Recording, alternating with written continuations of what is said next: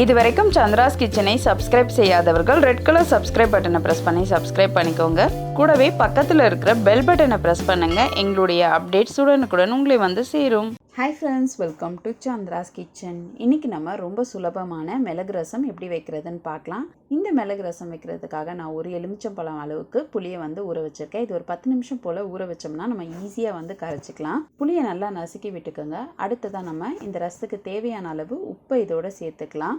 2 தக்காளி பழத்தை வந்து நான் எடுத்திருக்கேன். இந்த 2 தக்காளி பழத்தில் இருக்கிற அந்த காம்பு பகுதியை வந்து நம்ம எடுத்துடணும்.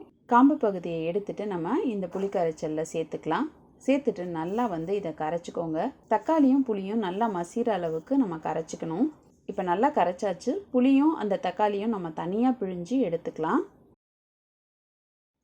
இப்போ நம்ம ரசத்துக்கு தேவையான அளவு தண்ணியை வந்து சேர்த்துக்கலாம்.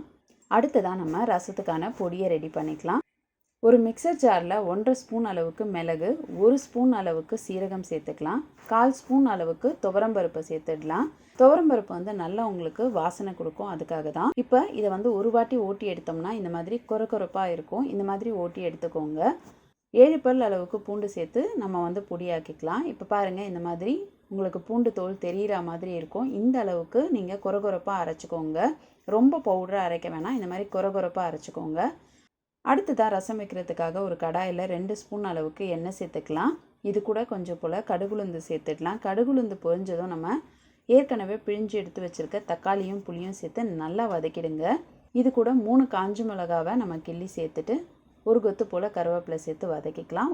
கொஞ்சம் போல் புதினா சேர்த்துக்கோங்க. புதினா வந்து வாசனையாகவும் இருக்கும், டைஜஷனுக்கு ரொம்பவே நல்லது.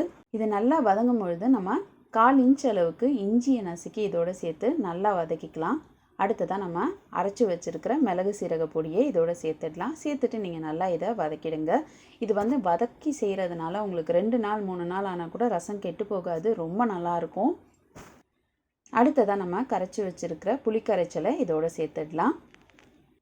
1/4 ஸ்பூன் போல் மஞ்சள் தூள் சேர்த்துடலாம். இப்போ நம்ம நல்லா கலந்து விட்டுடலாம். இப்போ ரசம் சூடேற ஆரம்பிச்சிடுச்சு. இந்த ஸ்டேஜில் நம்ம ஒரு கொத்து போல் கருவேப்பிலை, கொஞ்சம் போல் கொத்தமல்லி சேர்த்துக்கலாம். இந்த கருவேப்பிலை வந்து பார்த்திங்கன்னா நம்ம காம்போடையே சேர்த்துடணும். 1/4 ஸ்பூன் அளவுக்கு பெருங்காயத்தூள் சேர்த்து நல்லா கலந்துடலாம். இப்போ வந்து ரசம் வந்து பார்த்திங்கன்னா ஒரு 2 நிமிஷத்துலேயே வந்து கொதி வர ஸ்டார்ட் ஆகும். இந்த மாதிரி நுரக்கட்டி வர ஆரம்பிக்கும் பொழுதே நம்ம வந்து ஸ்டவ் ஆஃப் பண்ணிடலாம். ஏன்னா நம்ம மண்கடாயில் வச்சுருக்கோம், அதனால வந்து பார்த்திங்கன்னா ரசம் சீக்கிரமாகவே கொதிச்சிடும். இப்போ பாருங்கள், நல்லா வந்து நுரக்கட்ட ஆரம்பிச்சிடுச்சு. நம்ம ஸ்டவ் ஆஃப் பண்ணிடலாம். இப்போ நம்ம ரொம்ப சுலபமாக செய்யக்கூடிய மிளகு ரசம் சூப்பராக ரெடி ஆகிடுச்சு. நீங்களும் இந்த ரசத்தை உங்கள் வீட்டில் ட்ரை பண்ணி பாருங்கள். ட்ரை பண்ணி பார்த்துட்டு உங்களுடைய ஃபீட்பேக்கையும் கமெண்ட்டையும் எங்களுக்கு சொல்லுங்கள். இதே மாதிரி இன்னும் நிறைய ரெசிபீஸ் உங்களுக்காக வந்துகிட்டே இருக்குது. இதுக்காக நீங்கள் செய்ய வேண்டியதெல்லாம் சந்திராஸ் கிச்சனுக்கு இது வரைக்கும் சப்ஸ்கிரைப் பண்ணலன்னா சப்ஸ்கிரைப் பண்ணிவிடுங்க. பக்கத்தில் இருக்கிற பெல் பட்டனை ப்ரெஸ் பண்ணி அதில் ஆல் நோட்டிஃபிகேஷன் ஆன் பண்ணிக்கோங்க. அப்போ தான் நாங்கள் போடுற வீடியோஸ் உங்களுக்கு உடனே வந்து சேரும். நான் இன்னொரு சுவாரஸ்யமான ரெசிபியோடு உங்களை சந்திக்கிறேன். நன்றி, வணக்கம்.